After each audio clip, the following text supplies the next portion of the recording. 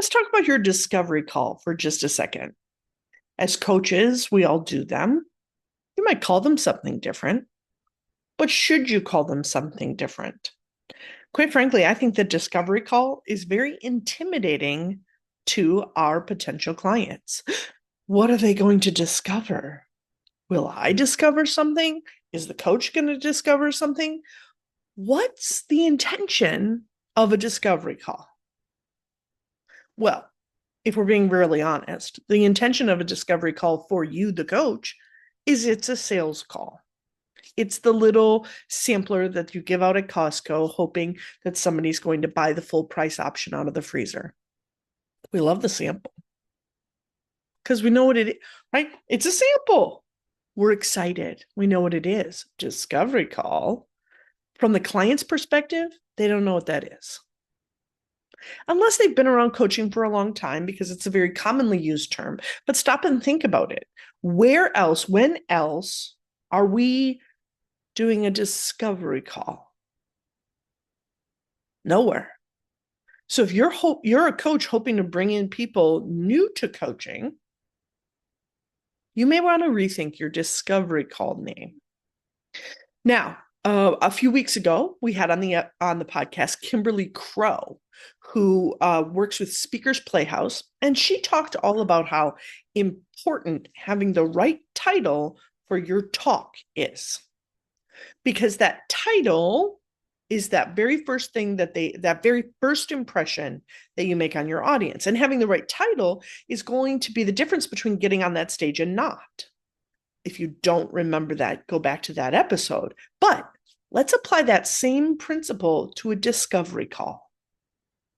What is the promise that you are making? What is the essence that you're bringing? And do you even know?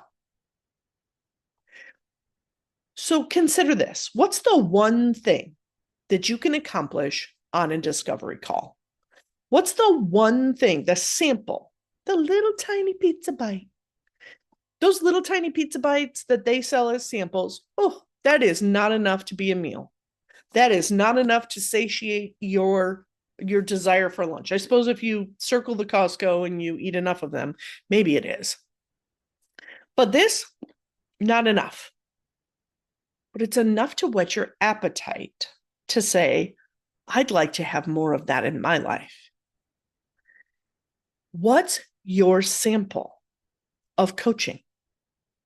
Because your discovery call, although I know it's a sales call, it's also a coaching call.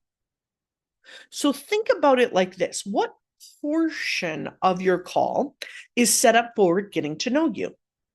What portion of your call is set up for having the coaching experience with you? And what portion of your call is set up for sales? All of these are going to intermingle. During the discovery process, I'm going to ask questions that's going to lead into the coaching portion of the show. During the coaching and discovery process, I'm going to be subtly selling towards the end. Well, if we would choose to work together, one of the things that I would like to explore is, if we worked long term, planting the seeds so that they know that at the end, I may make an offer.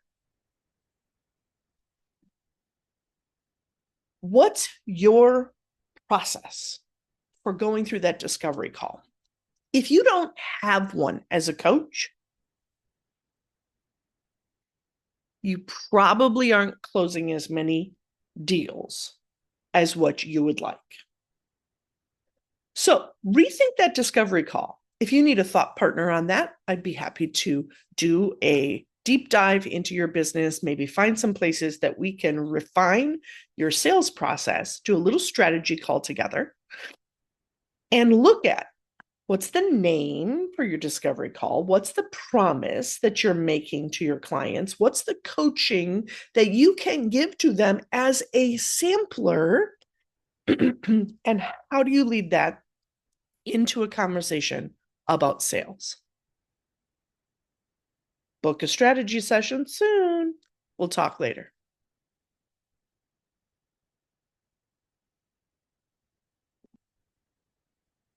Book a strategy session with me utilizing the link that you will find in the show notes.